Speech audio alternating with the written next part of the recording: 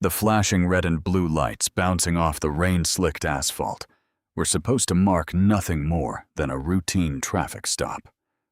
Officer Brennan Hale believed he was pulling over just another outsider drifting through the wrong part of town, an easy target for a late-night ticket. He had no idea that the calm, silent black man behind the wheel of the unmarked Chevy Tahoe was a supervisory special agent with the Federal Bureau of Investigation. Shortly after the steel handcuffs snapped shut, Hale's quiet local precinct would find itself completely surrounded by federal tactical vehicles, the heavy glass doors locked from the outside. The rain in Oak Ridge, Indiana did not simply fall. It hammered the pavement with a relentless, freezing fury. Highway 41 stretched empty and abandoned into the night. Inside the heated cabin of their Ford Police Interceptor, Officer Brennan Hale tapped his fingers impatiently against the steering wheel, his jaw working a stale piece of peppermint gum. Beside him sat Officer Nolan Pierce, a fresh-faced rookie only a short time out of the academy, staring dutifully into the pitch-black darkness. Oak Ridge was a town that lived on its secrets. It was a mid-sized industrial place where the factories had rusted into silence years earlier, leaving behind a desperate economy propped up by off-the-books trades. The Oak Ridge Police Department was small, tightly closed, and fiercely protective of its own territory. Brennan Hale, a seasoned veteran of the force, saw himself as the apex predator of these lonely midnight roads. He had built a reputation for aggressive policing, a man who treated out-of-state plates and unfamiliar faces as personal challenges to his authority. Through the heavy curtains of freezing rain, a sleek jet-black Chevy Tahoe cut through the darkness, moving exactly at the posted speed limit. The vehicle carried no bumper stickers, no custom rims, no distinguishing marks of any kind. To an untrained eye, it was just another SUV passing through the Midwest.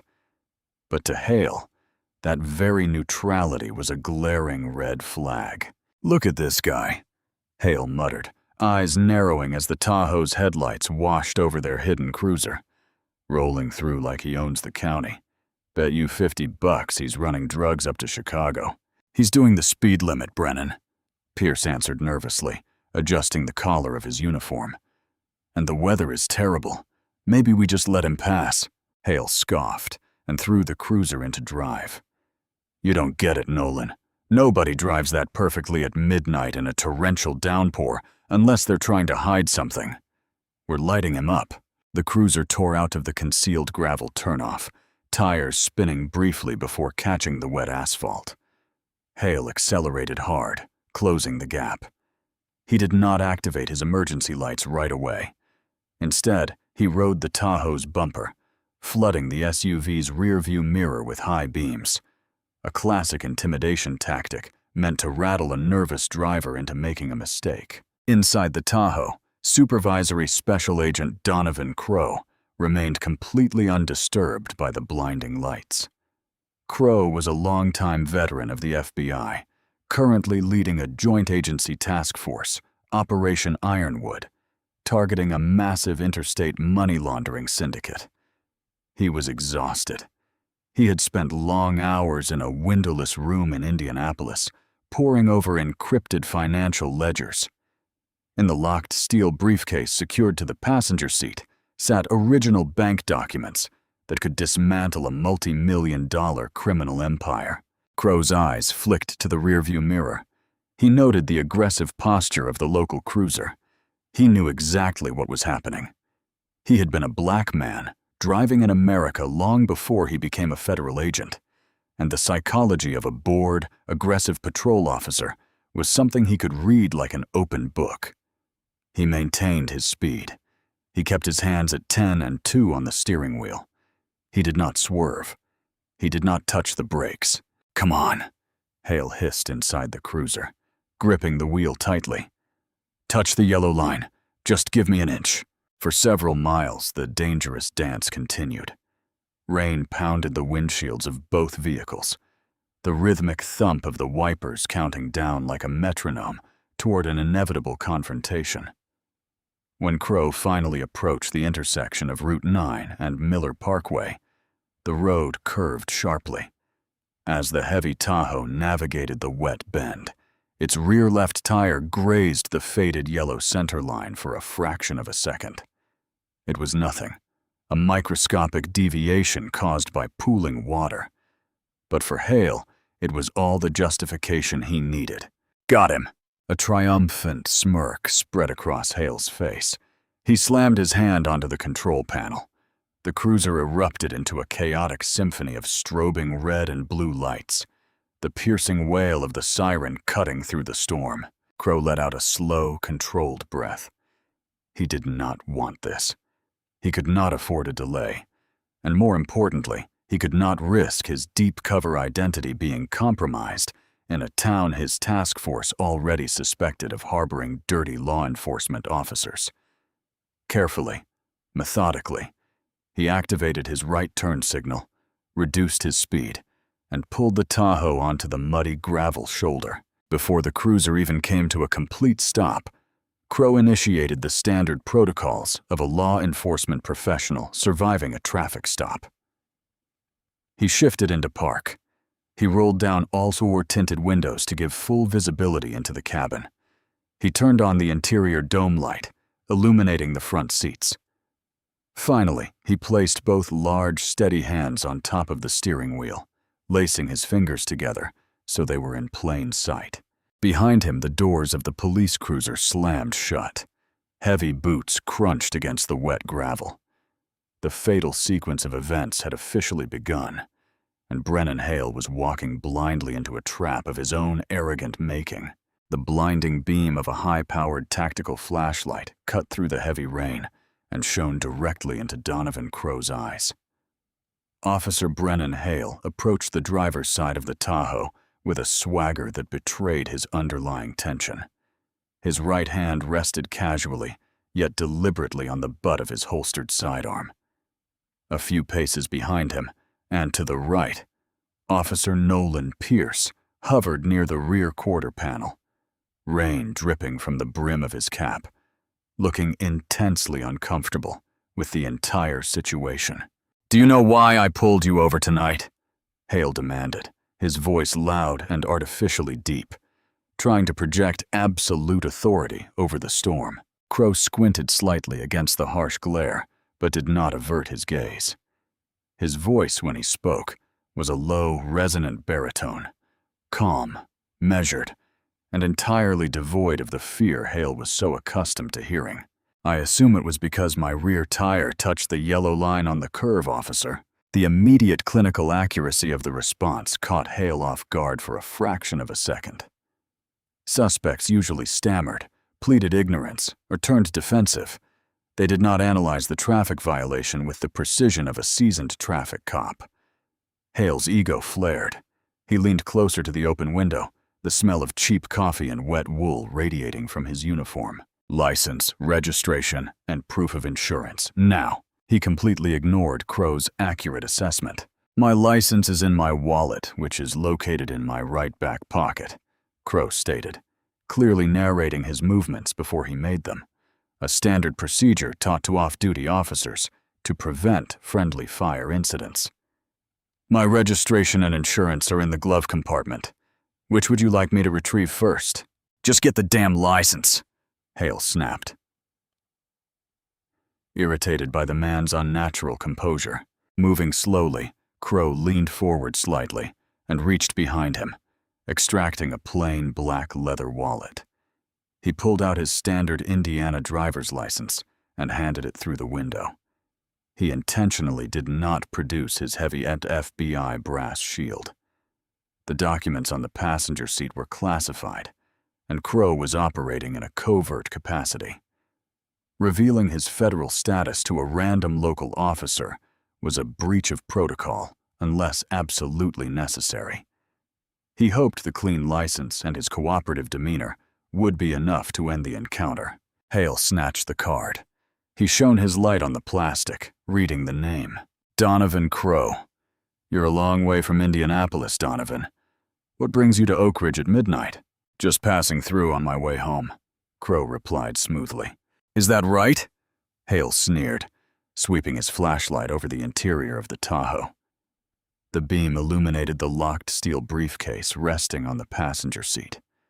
Hale's eyes locked onto it like a hawk spotting prey. What's in the case, Donovan? You transporting cash? Those are private business documents, officer, Crow said, his tone hardening just a fraction. They are confidential, and I am not giving consent to search this vehicle. The invocation of legal rights was the ultimate trigger for Hale. In his mind, anyone who refused a search was hiding contraband. Period.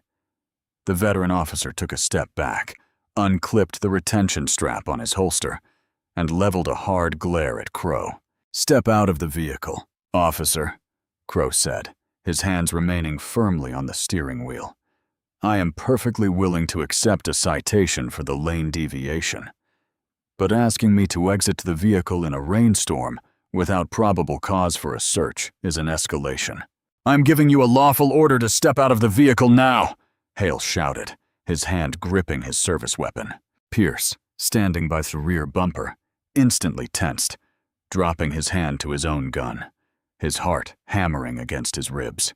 Crow analyzed the tactical geometry of the situation in less than a second. The veteran officer was highly agitated and looking for a reason to draw his weapon. The rookie at the back was jumpy and prone to panic firing. To resist physically would result in a shooting. Crow made the strategic decision to comply, but he needed to disclose his weapon. I will step out, Crow said, speaking slowly and deliberately so Pierce could hear him over the rain. But before I move my hands, I need to inform you that I am legally armed. I have a firearm holstered on my right hip. The word firearm shattered Hale's remaining professionalism. Panic and adrenaline surged through the local officer.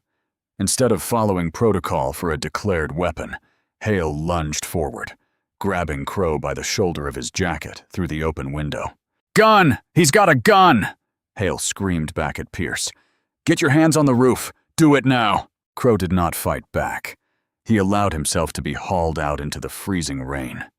He turned smoothly, placing both hands flat against the wet roof of the Tahoe. Hale slammed Crow's chest against the cold metal of the SUV with unnecessary force. Do not reach for it! Hale yelled, practically pressing his own chest against Crow's back, his hands patting down the agent's sides frantically, until he felt the hard outline of the Glock 19M secured in a tactical, inside the waistband holster. Hale ripped the weapon from Crow's hip, his breathing heavy, his heart pounding with the thrill of the bust. Officer, Crow said, his voice terrifyingly calm, despite being pinned against the car in the pouring rain. If you reach into my inside left breast pocket, you will find my official credentials. I strongly advise you to look at them before you apply those handcuffs. Shut your mouth, Hale barked, thoroughly convinced he had just taken down an armed drug runner. He holstered his own gun, pulled his steel handcuffs from his belt, and yanked Crow's left arm painfully behind his back. The heavy metal cuffs clicked loudly into place, ratcheting tight against Crow's wrists. You're under arrest for carrying a concealed weapon and resisting a lawful order, Hale spat, grabbing Crow by the collar and marching him toward the back of the cruiser. Nolan Pierce stood frozen in the rain, watching the calm giant of a man being manhandled by his partner. Pierce noticed something chilling. The arrested man was not looking at the ground. He was looking directly at Pierce, his dark eyes calculating, taking mental photographs of their badge numbers. They shoved Crow into the plastic rear seat of the cruiser. The heavy door slammed shut, trapping him in the claustrophobic, cage-like back seat.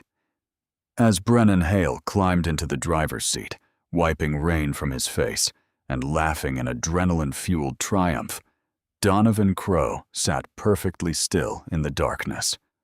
Crow did not yell. He did not demand a lawyer. He simply waited. Officer Hale had just kidnapped a federal agent carrying classified documents, and hell was about to descend on the Oak Ridge Police Department. The drive to the Oak Ridge Police Department was brief, a duration Donovan Crowe tracked with the precision of an internal clock. Rain drummed aggressively against the roof of the police cruiser, but inside the vehicle, the air was thick with the suffocating silence of Nolan Pierce and the adrenaline-laced gloating of Brennan Hale. Hale drove with one hand draped over the steering wheel, his chest puffed out, already rehearsing the heroic narrative of his late-night bust. He assumed he had nabbed a high-level courier for the Chicago syndicate. He had no idea he was transporting a highly classified federal asset. The Oak Ridge precinct was a crumbling relic of 1970s brutalist architecture, a square block of stained concrete squatting at the edge of the industrial district. It looked more like a fortress meant to keep people out than a public servant's headquarters. As Hale swung the cruiser into the gated Sally port and the heavy steel doors rattled shut behind them, Crowe noted the layout. He memorized the camera placements, the blind spots, and the structural integrity of the holding area. It was second nature to him, a survival reflex honed over 2 decades of deep cover operations. Hale hauled Crowe out of the back seat by the chain of his handcuffs. The steel bit sharply into Crowe's wrists, but the veteran agent's face remained a mask of stony indifference. He did not stumble. He walked with a disciplined, upright posture that unnerved Rookie Officer Pierce, who trailed behind them carrying the sealed plastic bag containing Crowe's confiscated Glock 19M and his leather wallet. "Walk straight ahead," Hale barked, shoving Crowe toward the heavy reinforced door leading to the booking area. Inside, the precinct smelled of cheap industrial bleach, stale coffee, and decades of accumulated despair. At the elevated front desk sat Desk Sergeant Harlan Briggs, a heavy-set man with a graying mustache who looked perpetually exhausted. Briggs barely glanced up from his computer monitor as Hale marched his prisoner to the metal rail. "Look what the storm washed in, Hardelman." "Pardon," Hale announced proudly, leaning against the counter. "Caught him running midnight freight on Highway 41. Refused a search, carrying a concealed unregistered firearm. He's going to be a fun one to crack." Briggs sighed and hit a key on his keyboard. "Name?" Crowe remained silent, his dark eyes locked onto Briggs's face. He knew his silence would infuriate Hale, but he also knew his team was already hunting for him. "I asked you a question, pal," Briggs said, his tone sharpening. "He's playing the tough guy routine." Hale sneered.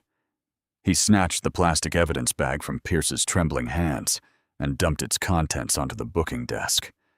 The heavy Glock clattered against the wood, followed by Crowe's plain black wallet. "His ID is in there. Run his plates, too. A brand new Tahoe with no lease papers. I guarantee it's stolen." Pierce shifted uncomfortably, his uniform soaked through.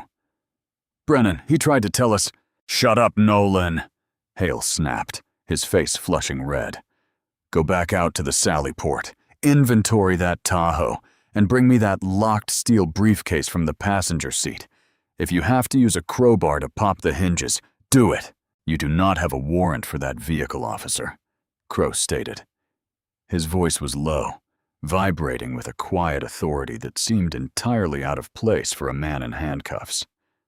"Any attempt to force entry into that federal property will result in immediate felony charges against you and your department." Haley laughed, a harsh grating sound. "Federal property? What, you think because you wear a nice suit you're untouchable? You're a gun runner, Donovan. I own you tonight." While Hale continued his tirade, 90 miles away in downtown Indianapolis, the atmosphere inside the FBI field office was rapidly deteriorating from quiet vigilance to controlled chaos. Supervisory Special Agent Elise Marlowe, Crowe's second-in-command for Operation Ironwood, stood over a glowing digital map of Indiana. Her eyes were fixed on a blinking green dot that had suddenly turned a harsh warning yellow. "Talk to me, Trevor," Marlowe ordered, her voice cutting through the hum of the server racks. Intelligence analyst Trevor Lang's fingers flew across his mechanical keyboard. "Agent Crow's vehicle tracker went stationary a short time ago. He missed his required encrypted check-in. The vehicle's biometric sensors indicate Crow is no longer in the driver's seat." "Location?"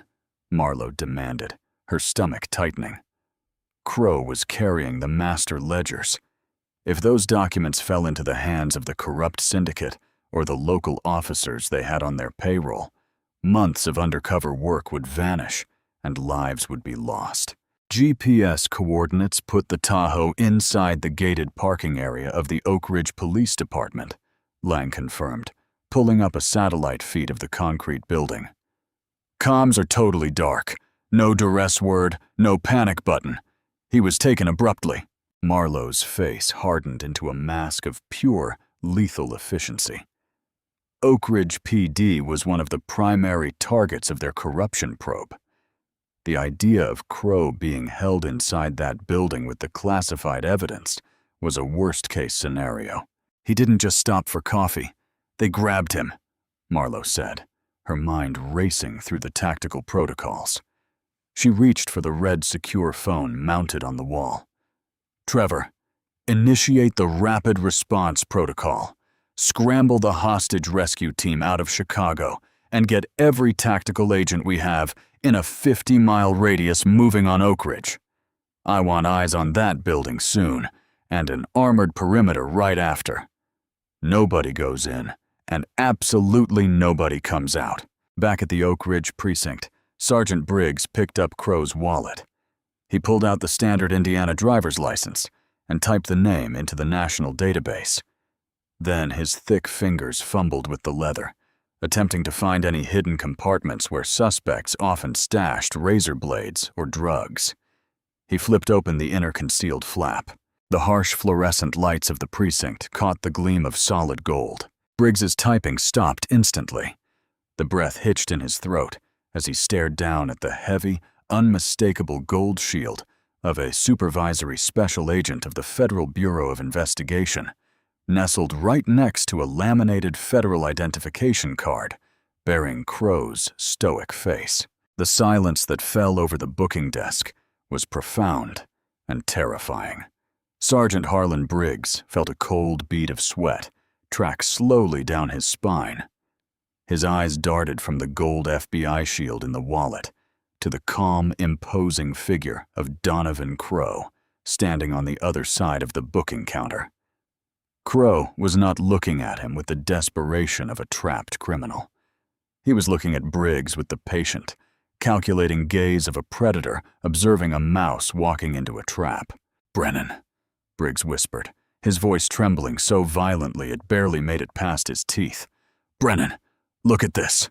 Officer Brennan Hale was entirely oblivious to the shifting gravity of the room.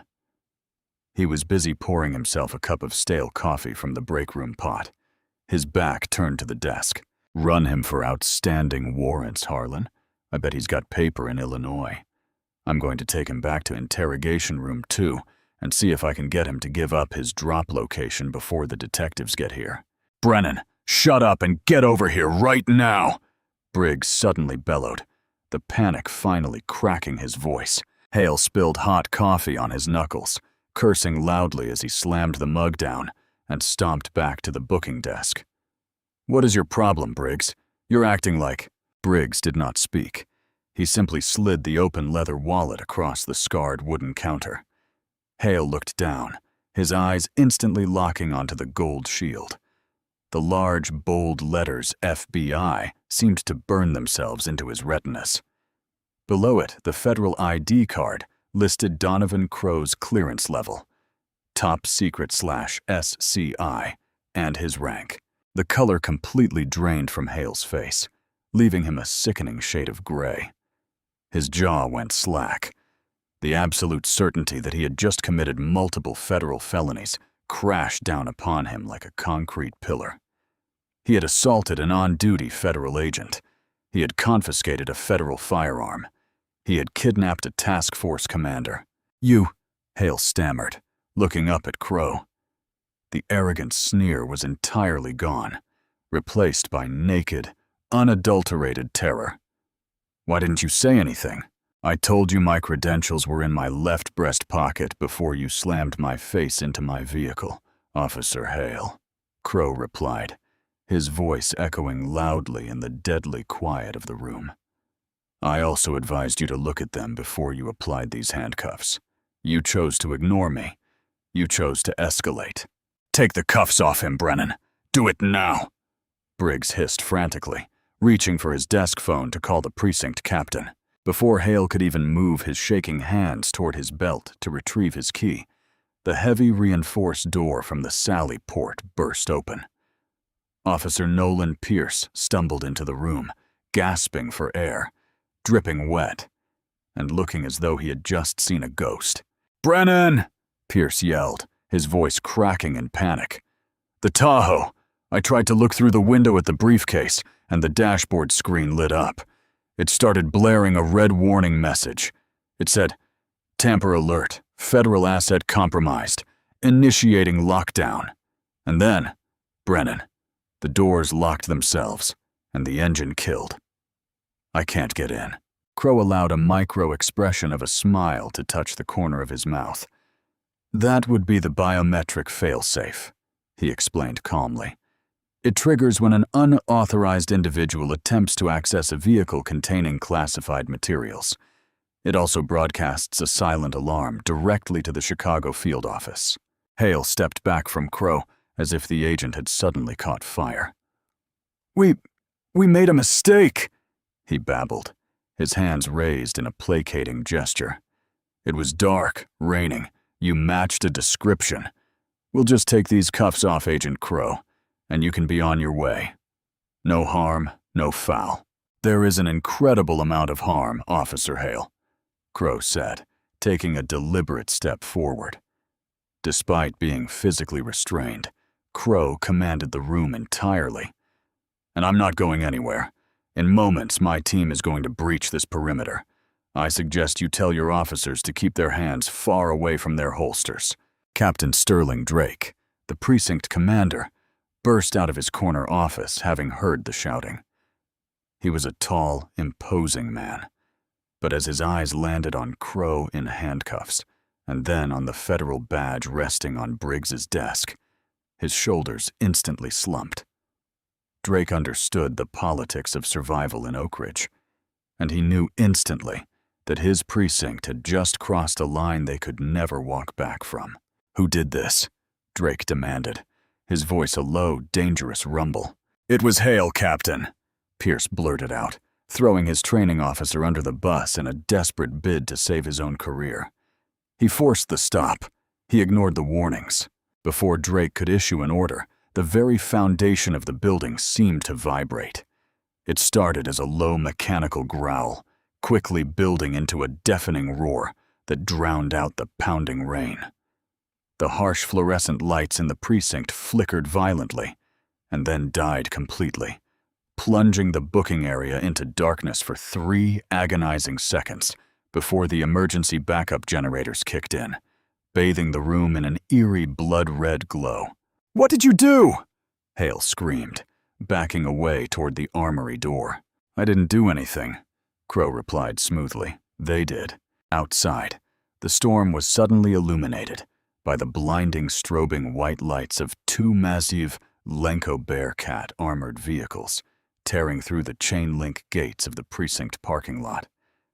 Dozens of heavily armed FBI tactical agents, clad in olive drab and black combat gear, poured out from the shadows of unmarked vans that had silently sealed off every street leading to the station.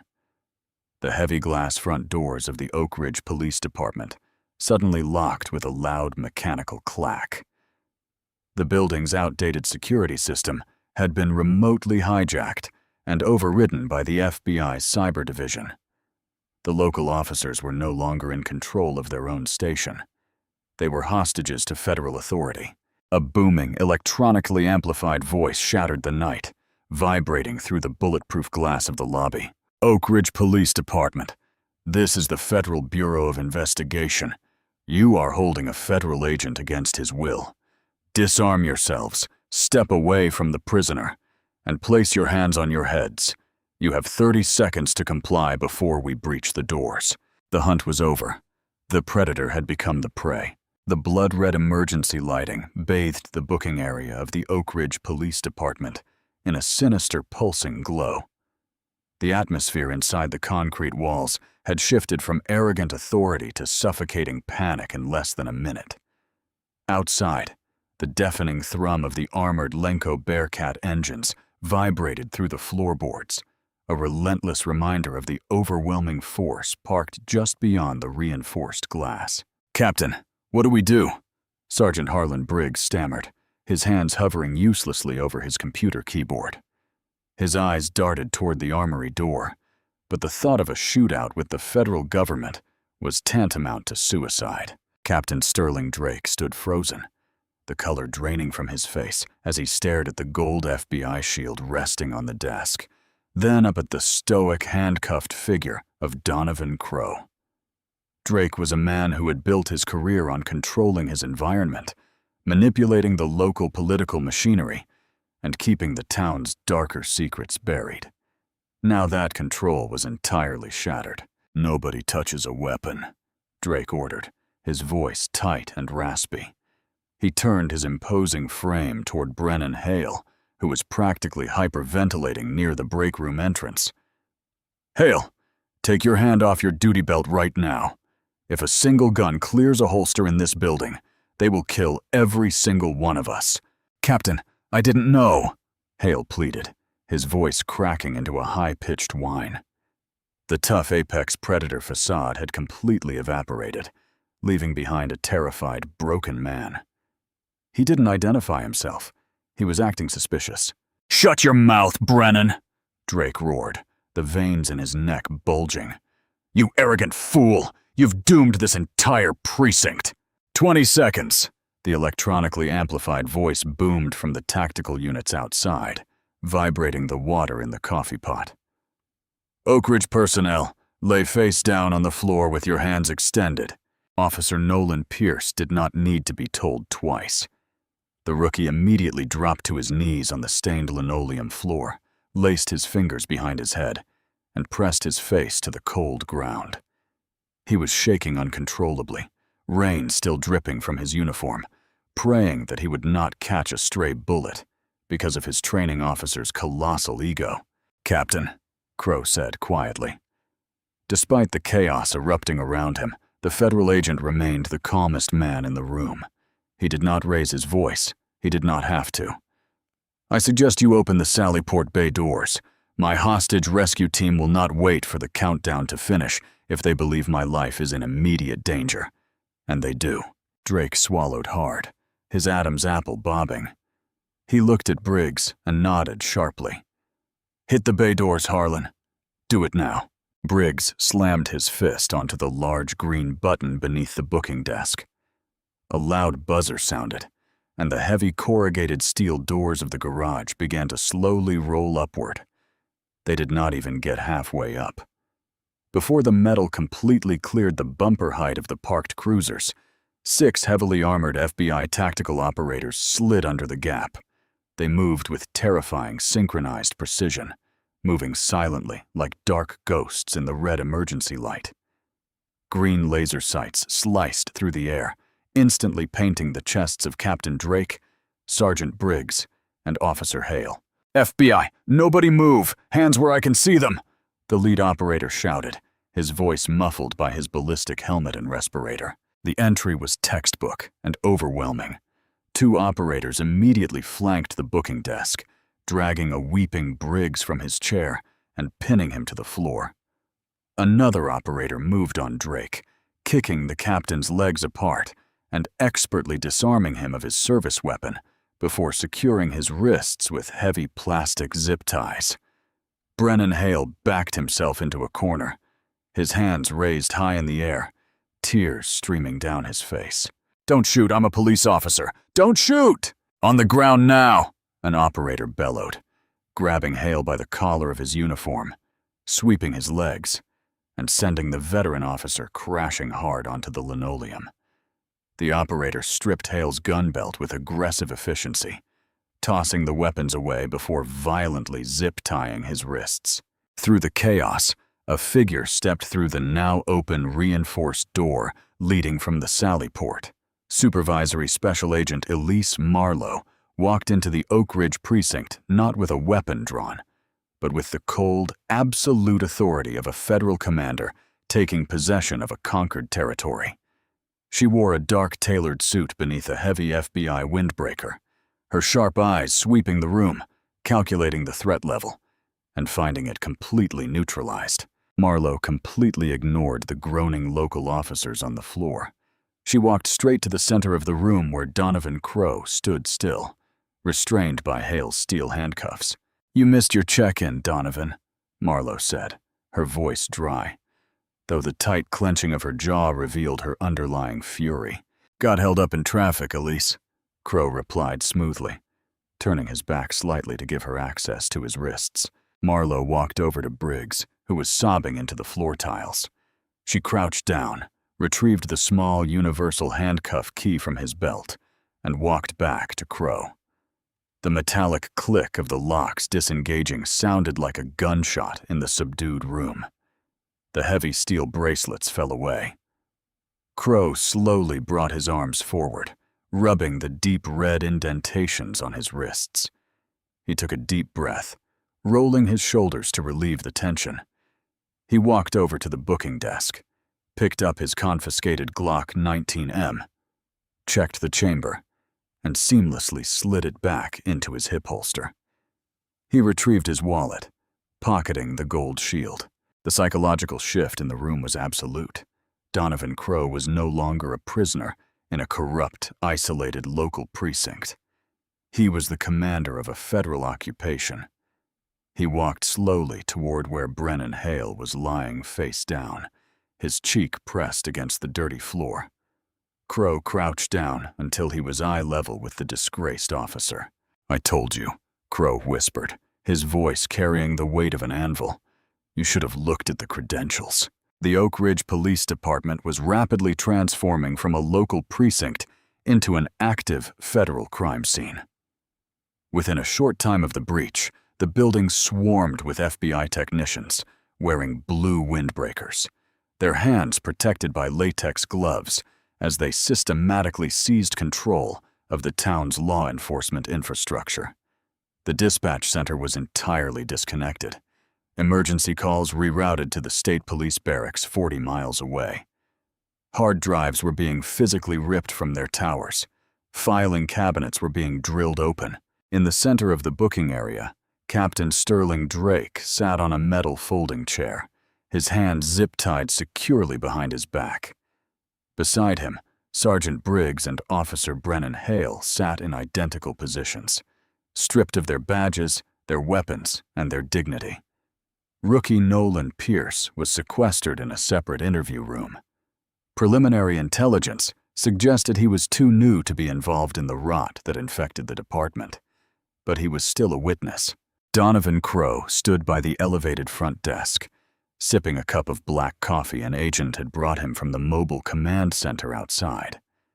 The red emergency lights had been replaced by harsh, portable halogen lamps, brought in by the evidence response team, illuminating every grimy corner of the station. Agent Elise Marlowe walked into the room carrying the heavy locked steel briefcase that Hale had been so desperate to pry open on the highway. She placed it squarely on the booking counter. "The vehicle is secure.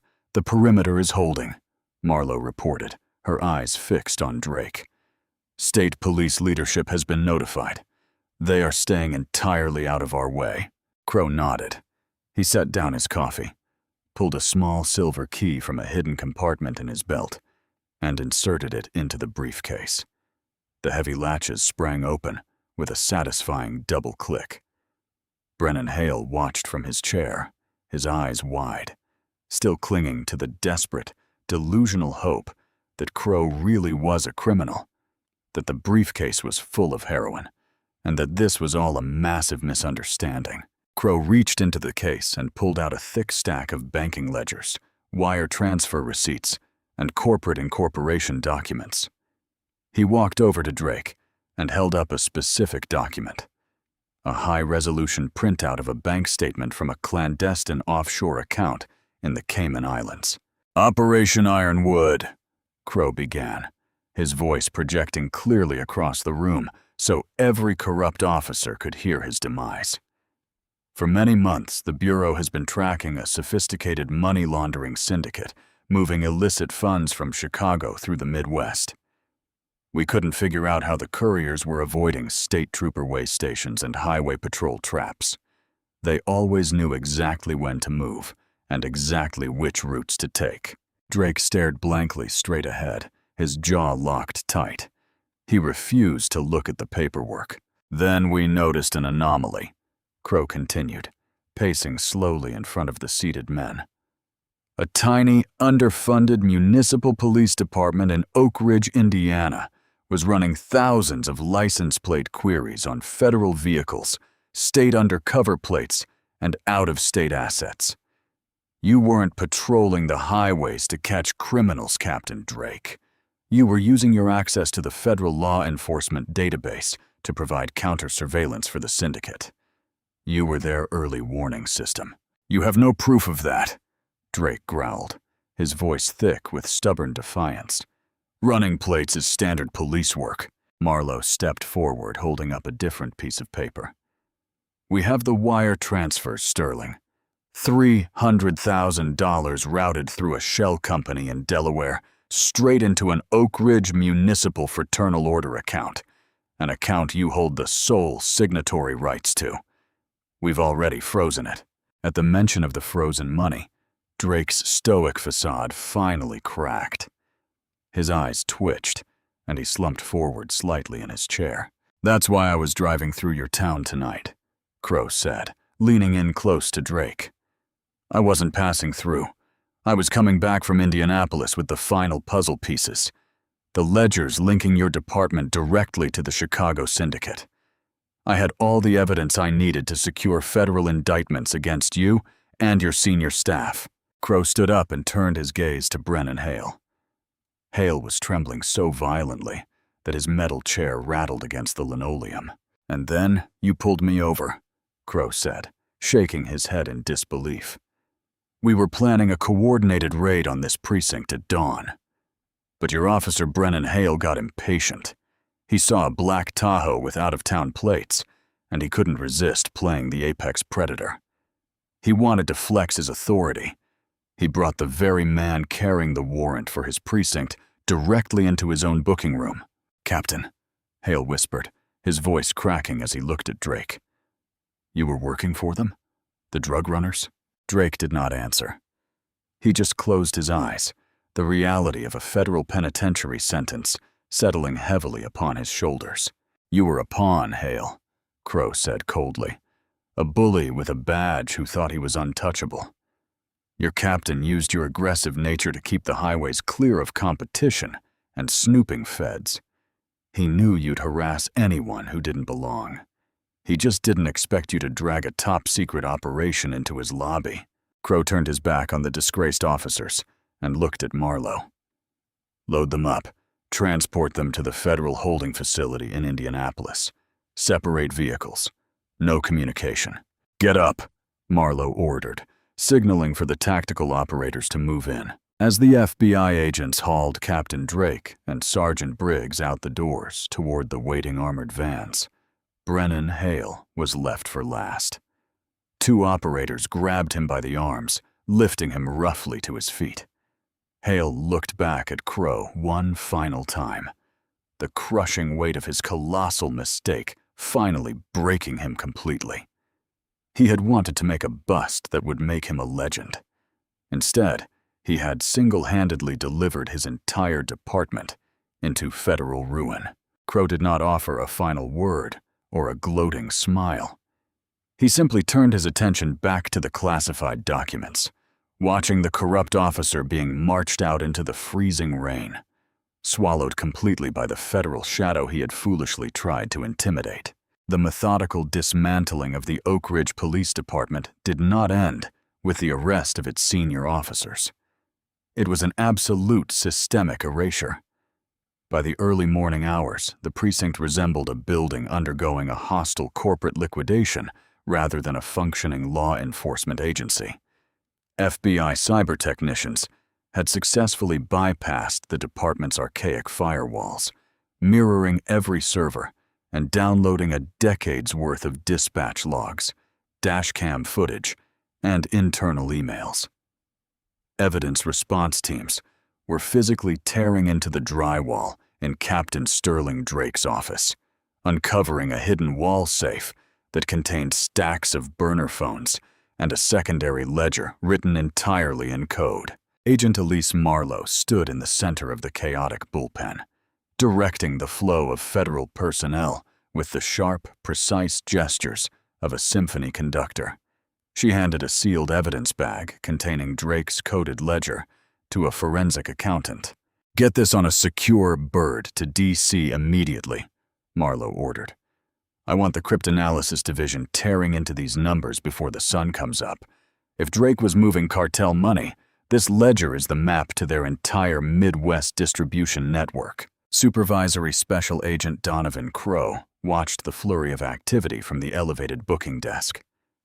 The adrenaline of the midnight raid had slowly burned off, leaving behind a cold, heavy exhaustion. He had spent his entire career hunting monsters hiding in the shadows, but there was always a unique, sickening flavor of betrayal when the monsters wore badges and swore the same oaths he did. Crowe set down his empty coffee cup. There was one final piece of business he needed to handle before he could leave this concrete cage. He turned away from the booking desk and walked down the narrow, dimly lit cinder-block hallway toward the precinct's interrogation wing. Inside Interrogation Room 2, Rookie Officer Nolan Pierce sat completely alone. He was still wearing his damp, rain-soaked uniform, minus his gun belt and radio. He sat hunched over the scarred metal table, his head buried in his hands, trembling violently. He had not been handcuffed, but the heavy steel door was locked from the outside. For the past several hours, Pierce had been left alone with his thoughts, listening to the heavy boots of federal agents dismantling the only career he had ever wanted. The lock clicked sharply, and the heavy door swung open. Pierce jumped in his seat, his red, bloodshot eyes darting upward. Donovan Crowe stepped into the room. The federal agent seemed to fill the small space entirely, his physical presence radiating a quiet, absolute authority. He did not speak immediately. He pulled out a metal folding chair and sat down across from the young officer, folding his large hands on the table. "Please," Pierce whispered, his voice cracking into a desperate plea. "Please, Agent Crowe. I didn't know about the money. I swear to God, I didn't know Captain Drake was dirty. I've only been on the force a short time." Crowe stared at him, his dark eyes stripping away the rookie's defenses. "I know you didn't know about the money, Nolan. We ran your financials the moment my team breached the building. You have a mountain of student debt, a maxed-out credit card, and you rent a one-bedroom apartment over a bowling alley. You weren't on Drake's payroll." Pierce let out a ragged gasp of relief, a tear slipping down his cheek. "Thank you. Hale told me to pull you over. He was my training officer. I have to follow his orders." "And that right there is the problem," Crowe said, his voice dropping an octave, instantly freezing the relief in Pierce's chest. "You weren't corrupt, Nolan, but you were complicit." Pierce swallowed hard, shrinking back into his chair. "You sat in the passenger seat of that cruiser and watched a veteran officer profile a driver based on nothing but his own arrogant malice," Crowe continued, his tone clinical and unrelenting. "You watched him escalate a routine traffic stop into a physical assault. You watched him violate my constitutional rights. And what did you do? You hovered by the bumper with your hand on your weapon, ready to back his play." "I was scared," Pierce stammered. "He evaluates my probationary period. If I cross him, he ruins my career." "Your career?" Crowe challenged, leaning forward. "What about the civilian you thought I was? What if I hadn't been an FBI agent with a tactical team waiting in the wings? What if I was just a tired father trying to get home, and Brennan Hale decided he wanted to play executioner on a rainy highway. Would you have filed a false report to protect your career then? Pierce closed his eyes, fresh tears spilling over his lashes. He could not answer. The silence in the interrogation room was a damning admission of guilt. A badge doesn't grant you the right to look away from injustice just because the man committing it wears the same uniform, Crow said softly, but the words struck like hammer blows. The rot in this department didn't start with Drake taking cartel money. It started with rookies like you deciding that keeping your head down was more important than doing what was right. Crow stood up, pushing his chair back. He looked down at the broken young man. You aren't going to federal prison today, Nolan, Crow said. But you are going to testify before a federal grand jury. You are going to tell them every single time Brennan Hale crossed the line. And when this is all over, you are never going to wear a police uniform again. You don't have the spine for it. Crow did not wait for a response. He turned and walked out of the interrogation room, leaving the door wide open behind him. By the time Donovan Crow walked out the shattered front glass doors of the Oak Ridge Police Department, the torrential rain had finally stopped. The heavy dark storm clouds were breaking apart, allowing the first pale streaks of dawn to bleed across the Indiana sky. The flashing red and blue lights of the local cruisers had been entirely replaced by the steady, commanding glare of federal armored vehicles. Agent Marlowe was waiting by the black Tahoe. Are we done here, Donovan? Crow looked back at the concrete building. An FBI technician was in the process of draping a heavy canvas tarp over the Oak Ridge Police Department sign mounted on the brick facade. The precinct was dead. Yeah, Elise, Crow said, pulling his keys from his pocket. We're done. Let's go home. The spectacular downfall of the Oak Ridge Police Department is a chilling reminder of what happens when unchecked local corruption blindly collides with federal authority. Officer Brennan Hale thought he was the ultimate predator of the Midnight Highway, only to realize he had dragged a top-secret FBI operation straight into his own corrupt captain's lap. It is a story of arrogance, immediate karma, and the absolute dismantling of a criminal empire hiding behind a badge.